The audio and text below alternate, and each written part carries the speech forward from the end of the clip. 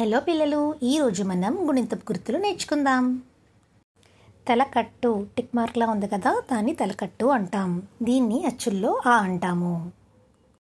దీర్ఘం, sleeping line నుండి చిన్న సర్కిల్ ఉంది కదా కింద, దాన్ని దీర్ఘం అంటాం. ఇది అచ్చులలో ఆ అనే శబ్దంతో పలుకుతాం.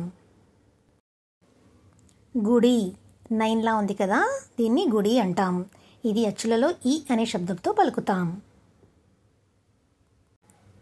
గుడి దీర్ఘం, నైన్లా ఉండి పైన చిన్న కరువులా ఉంది కదా, దాన్ని గుడి దీర్ఘం అంటాం. ఇది అచ్చులలో ఈ అనే శబ్దంతో పలుకుతాం. కొమ్ము, యూలా ఉంది కదా, దాన్ని కొమ్ము అంటాం. ఇది అచ్చులలో ఊ అనే శబ్దంతో పలుకుతాం. కొమ్ము దీర్ఘం, ఇది అచ్చులలో ఊ అనే శబ్దంతో పలుకుతాం.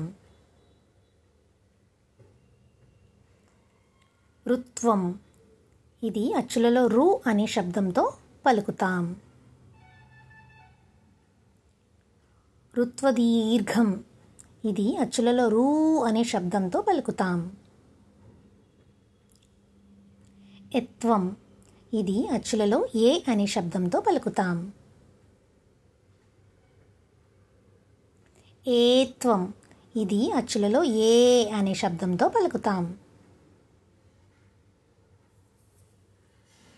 ఐత్వం, ఇది ఐ అనే శబ్దంతో పలుకుతాం.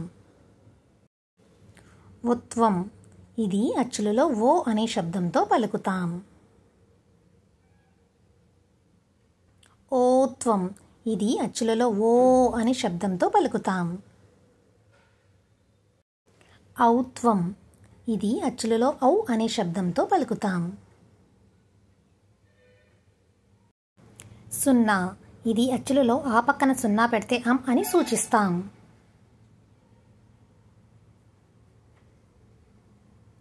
విసర్గ, ఆ పక్కన 2 సున్నాలు పెడితే ఆహా. దీని శబ్దం కూడా ఇలాగే ఉంటుంది.